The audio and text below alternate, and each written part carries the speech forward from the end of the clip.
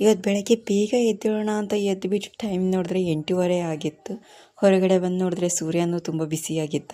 So ನನ್ನ ಮಗಳು ಎದ್ದುಬಿಟ್ಲು. ಅಷ್ಟರಲ್ಲಿ ಮನೇಲಿ ಗೋಂಧಳ ಇದೆ, ಏನು ಇಷ್ಟೊತ್ತಿಗೆ ಹೇಳ್ತೀರಾ ಅಂತ ನನಗೂ ನನ್ನ ಮಗಳಿಗೂ ಬೈದ್ಬಿಟ್ರು. ಅದಕ್ಕೆ ರಂಗೋಲಿನಾದರೂ ಹಾಕೋಣ ಅಂತ ಹೋಗ್ಬಿಟ್ಟು ನಾನು ನನ್ನ ಮಗಳು ರಂಗೋಲಿ ಹಾಕಿದ್ವಿ. ಅದಾದಮೇಲೆ ತುಂಬ ಲೇಟಾಗಿತ್ತಲ್ಲ, ನನ್ನ ಮಗಳಿಗೆ ಹಸಿವೆ ಆಗಿರುತ್ತವೆ ಅಂತ ಅವಳಿಗೋಸ್ಕರ ನಾನು ಫುಡ್ ಪ್ರಿಪೇರ್ ಮಾಡ್ತಾಯಿದ್ದೀನಿ ಇಲ್ಲಿ. ಇದಾದಮೇಲೆ ಅವಳಿಗೆ ರೈಸ್ ಆವಾಗಲೇ ಮಾಡಿದ್ರಿಂದ ಸ್ವಲ್ಪ ಬಿಸಿಯಾಗಿತ್ತು, ಅದು ತಣ್ಣಗೆ ಮಾಡೋಷ್ಟರಲ್ಲಿ ಸಾಹಸನೇ ಮಾಡಿಬಿಟ್ಟೆ ನಾನು. ತಣ್ಣನ ನೀರಲ್ಲಿ ರೈಸ್ ಬೌಲ್ ಇಟ್ಟುಬಿಟ್ಟು ಅದನ್ನ ಸ್ವಲ್ಪ ಕೋಲ್ಡ್ ಮಾಡಿಬಿಟ್ಟೆ.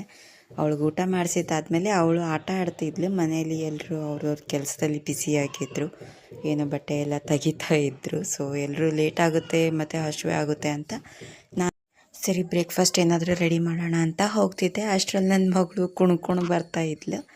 ಹೋಗ್ಬಿಟ್ಟು ರೈಸ್ ಇಟ್ಟೆ, ರೈಸ್ ಆಯಿತು. ಮತ್ತು ಇಲ್ಲಿ ಸಾಂಬಾರಿಗೆ ಒಗ್ಗರಣೆ ಹಾಕ್ತಾಯಿದ್ದೀನಿ. ರೈಸು ಸಾಂಬಾರು ಏನಕ್ಕೆ ಅಂತಂದರೆ ನೆಂಟರೆಲ್ಲ ಬರ್ತಾರೆ, ಹಸಿವೆ ಆಗಿರುತ್ತೆ, ಎಲ್ಲರಿಗೂ ಊಟ ಬೇಕು ಅಂತ ಸ್ವಲ್ಪ ಜಾಸ್ತಿ ಕ್ವಾಂಟಿಟಿಯಲ್ಲೇ ಮಾಡ್ತಾಯಿದ್ದೀನಿ. ಸೊ ಅದಕ್ಕೆ ದೊಡ್ಡ ಬೊಗಣೆ ಹಿಟ್ಟು ಮಾಡ್ತಾ ಇರೋದು. ಗೋಂಧಳ ಅಂದರೆ ಹೇಗೆ ಮಾಡ್ತಾರೆ ಅಂತ ನೋಡಬೇಕು ಅಂದರೆ ವೇಟ್ ಫಾರ್ ಪಾರ್ಟ್ 2.